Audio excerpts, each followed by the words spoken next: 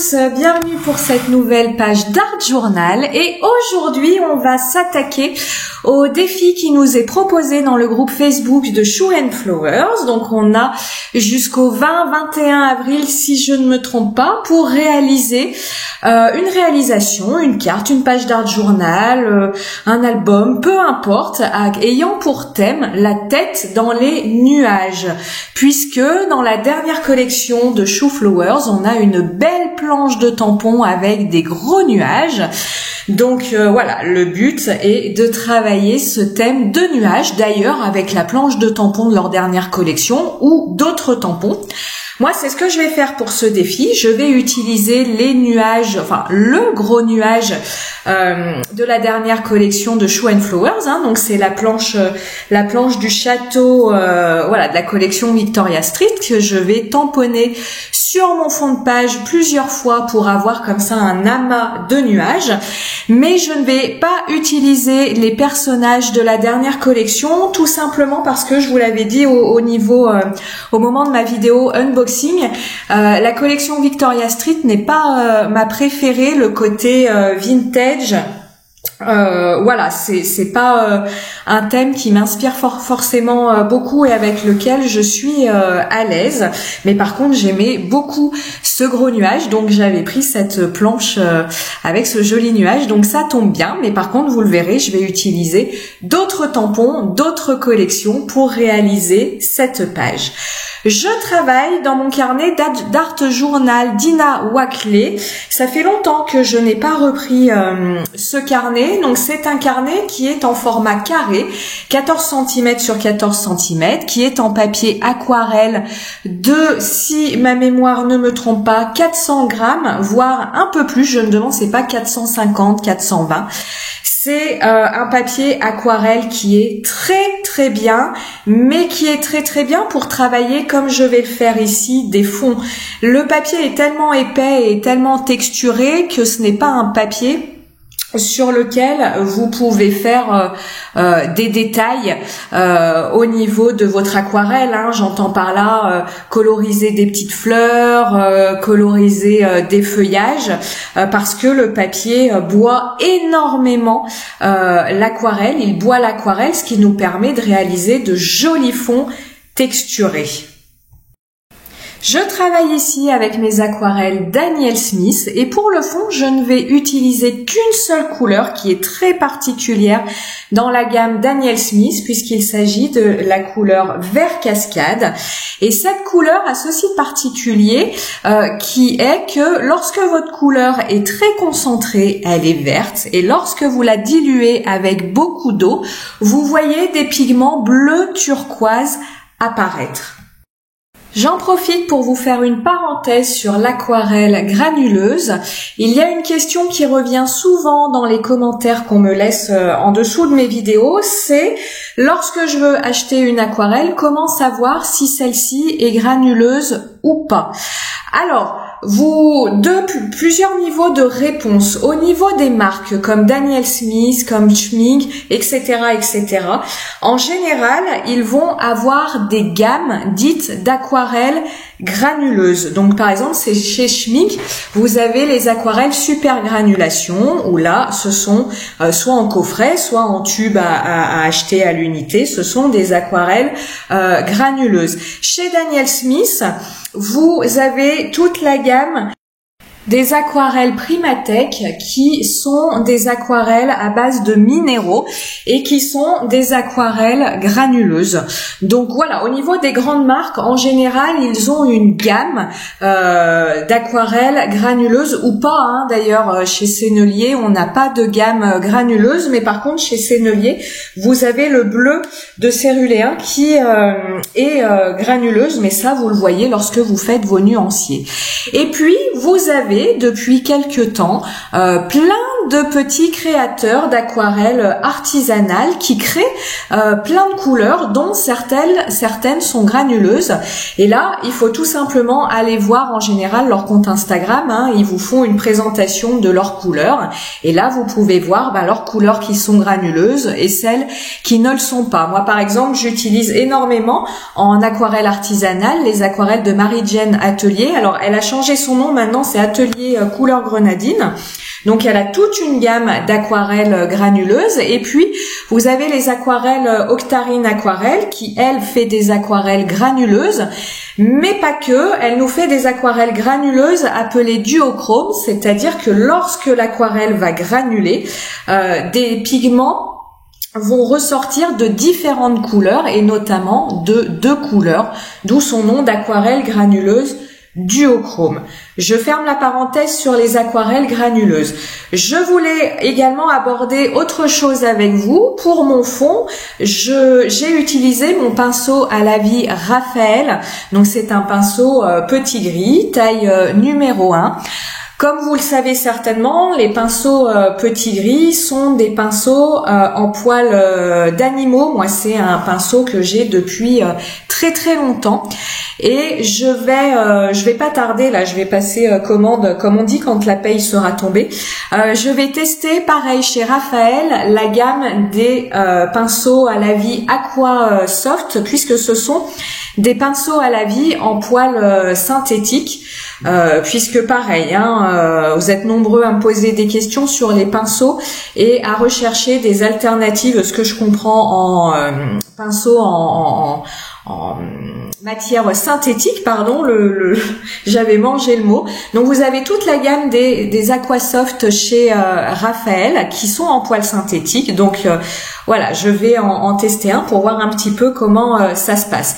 Le pinceau que j'utilise là maintenant pour coloriser cette montgolfière sont des pinceaux Shimony Art. Donc pareil, c'est sont des pinceaux artisanaux, ils valent assez cher, mais ce sont des pinceaux également en poils synthétiques.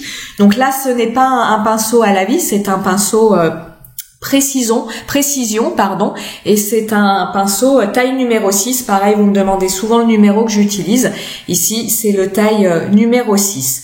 La colorisation de ma petite montgolfière. Donc ça, c'est un tampon qui est issu de la collection Chou Flowers Voyage Imaginaire.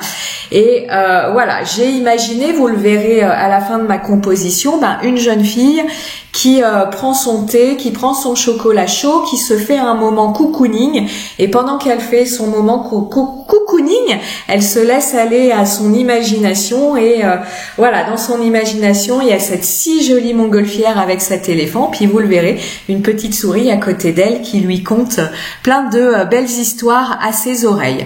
J'utilise toujours mes aquarelles Daniel Smith. Pour cette réalisation, je n'utilise que ces aquarelles-là, et je suis venue tamponner mon tampon sur du papier Arche grain fin.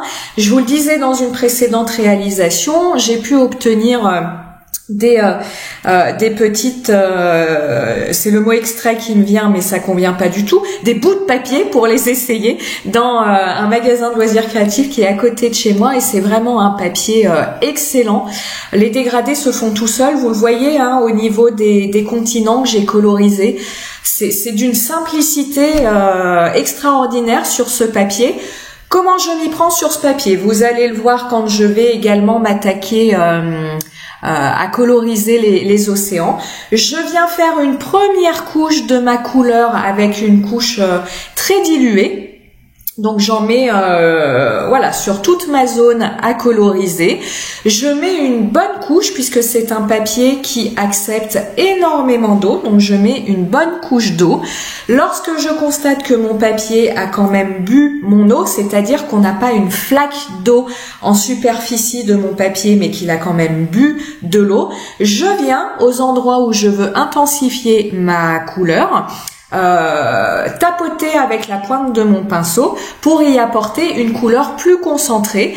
Et en tout cas ici, ma couleur plus concentrée, je suis allée la chercher directement dans mon godet, puisque je vous le dis souvent également, lorsque j'utilise mes aquarelles, avant d'aller prélever de la couleur, je vaporise de l'eau sur mes godets d'aquarelle. Ça permet de les activer et ça permet également d'aller prélever directement de la couleur dans votre godet pour avoir comme ça une couleur très très concentrée. C'est ce que j'ai fait au niveau de mon éléphant pour lui amener de l'ombre, c'est ce que j'ai fait au niveau de mes continents pour leur amener des zones plus colorisées, c'est-à-dire que dans ma petite palette tortue, j'ai dilué ma couleur pour avoir quelque chose de très très liquide. Et puis après, vous le voyez pas à l'écran, mais ma palette elle est juste au-dessus de ma petite montgolfière et je viens prélever directement dans la palette une couleur plus concentrée pour faire mes ombrages.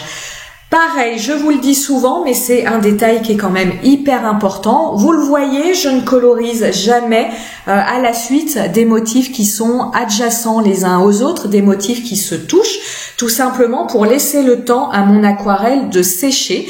Parce que si je colorisais par exemple mes continents et que je faisais tout de suite la mer, la colorisation de la mer et des océans, eh bien la couleur de mes continents et la couleur de mes mers et océans risquerait de fusionner ensemble. Enfin, c'est pas que ça risquerait, le motif est tellement fin que mes deux couleurs fusionneraient ensemble et on aurait comme ça des fusions de couleurs que je ne souhaite pas dans cette colorisation, puisque je souhaite bien avoir une couleur distincte entre mes continents et mes mers et océans.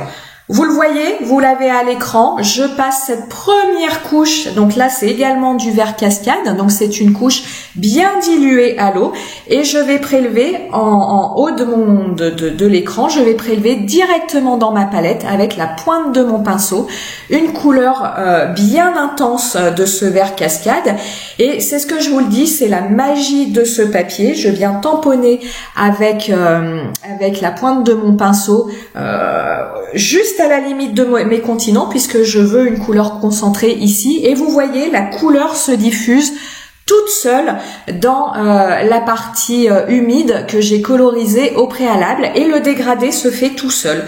C'est-à-dire que ma couleur intense va rester là où je l'ai déposée, et puis malgré tout une partie va être attirée par l'humidité que j'ai mise auparavant, et encore une fois le dégradé va se faire tout seul. J'insiste, tous les papiers ne sont pas égaux à ce niveau-là, et parfois on peut avoir l'impression en aquarelle de ne pas évoluer, de stagner, de ne pas arriver certains gestes, et en fait le problème ne va pas venir de nous, mais va venir du matériel qu'on utilise. Première chose, utilisez du papier mix média pour pouvoir faire de l'aquarelle, il n'y a aucun souci, le papier en tant que tel va résister.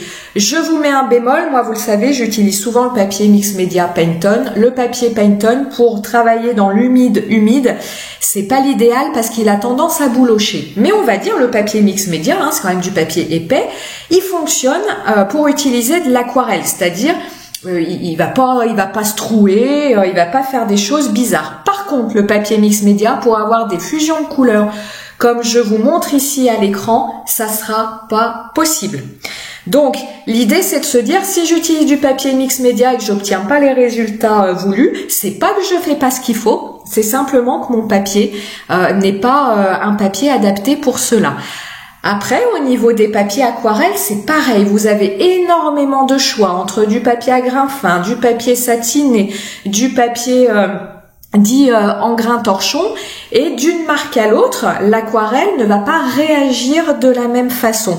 Donc n'hésitez pas, ça pareil, je vous le dis souvent, à aller dans des magasins de loisirs créatifs et leur demander voilà, des petites chutes de papier, des petits morceaux de papier pour faire des essais, parce qu'encore une fois, vous pouvez faire ce qu'il faut, vous pouvez avoir le bon geste, mais si vous n'avez pas le bon papier, le résultat sera pas à la hauteur de vos espérances. Je reviens à la réalisation de mon fond. Étant donné que ce vert cascade que j'ai utilisé pour faire le contour de mes nuages, étant donné que c'est une couleur granuleuse, et elle c'est une couleur qui va sur le duochrome, avec ce côté vert et ce côté pigment turquoise, je n'ai pas accéléré le séchage avec le heat gun, tout simplement parce que, rappelez-vous, le heat gun fixe le résultat que vous avez à l'instant T. Or, moi, je voulais que ce côté duochrome et ce côté granuleux puissent s'exprimer. Et pour ça, vous n'avez pas le choix. Il faut laisser le temps à l'aquarelle de réagir au contact de l'eau. Donc, il faut laisser sécher votre aquarelle tranquillement. Alors, quand je dis laisser sécher votre aquarelle, quand vous allez facilement voir à un moment votre papier est humide, mais le résultat ne bouge plus. Donc là, vous pouvez passer un coup de heat gun. votre résultat sera le résultat final. Par contre, je vous déconseille fortement d'appliquer, en tout cas avec les aquarelles granuleuses, d'appliquer votre couche d'aquarelle et immédiatement d'appliquer le heat gun, parce que vous n'allez pas laisser le temps à l'effet de granulation de se faire. Et de fait, si vous utilisez de l'aquarelle granuleuse, c'est normalement pour avoir l'effet de granulation. Et si vous lui laissez pas le temps de se mettre en place, pareil, vous risquez d'être déçu. La colorisation de mes nuages, je m'y prends exactement de la même façon que de la colorisation de mon fond, que de ma colorisation de ma montgolfière. J'applique une première couche très diluée. Donc ici, j'utilise une de mes couleurs favorites, la couleur Kyanite véritable, qui est ce gris granuleux avec du nacre, puisque c'est une couleur de cette gamme, je vous le disais, Primatech de chez Daniel Smith, qui est issue d'un minéraux naturel qui est la kyanite. Donc je viens appliquer une couche très diluée, et puis aux endroits où je souhaite un ombrage avec mes nuages, toujours pareil, je viens prendre du pigment plus concentré directement dans ma palette et je viens tamponner avec la pointe de mon pinceau là où je souhaite amener de l'ombrage. Je commence à positionner ma montgolfière sur mon fond de page. Je suis pour ça venue découper les nuages qui étaient sur mon tampon. Le tampon montgolfière, c'est un tampon en caoutchouc. Donc je suis venue découper les nuages parce que tout simplement, si je laissais les nuages, le tampon était trop gros pour pouvoir le positionner et le tamponner là où je le voulais. Donc j'ai découpé les nuages pour n'avoir finalement que la montgolfière.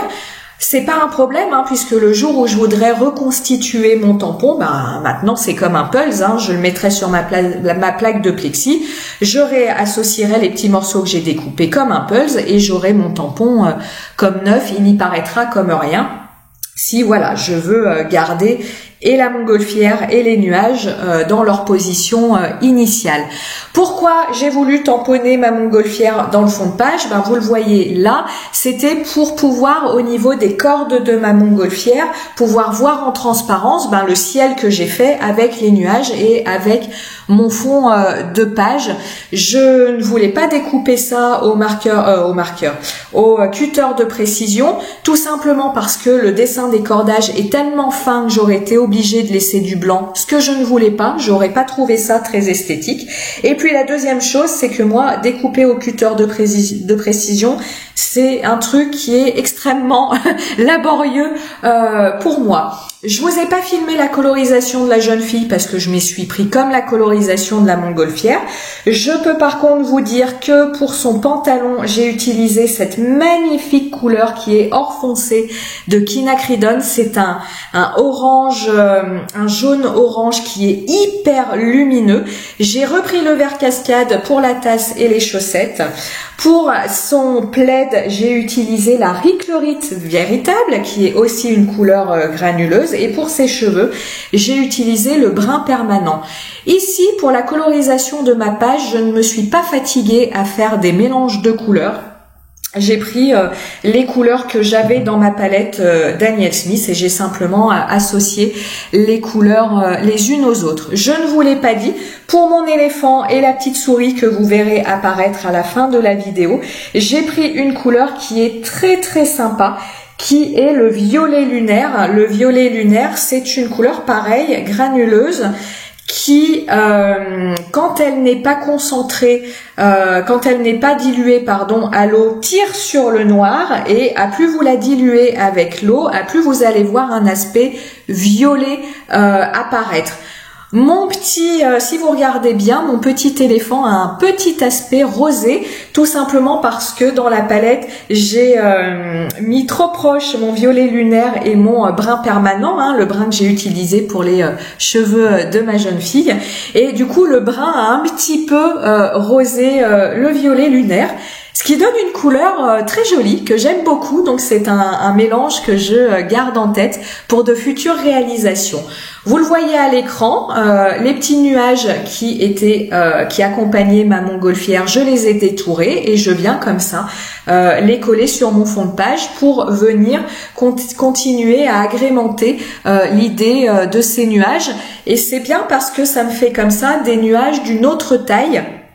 que ces gros nuages que j'ai utilisés principalement pour mon fond de page. Je suis venue ajouter des projections au marqueur blanc acrylique Artistro.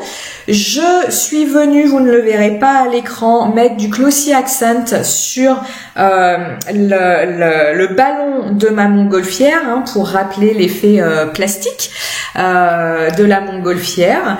J'ai ajouté mes petites marques de marqueur blanc Artistro, ma petite souris, et puis j'avais envie, puisqu'ils étaient sur la planche de ma petite souris, d'ajouter 3 petits cœurs comme ça sur mon fond de page.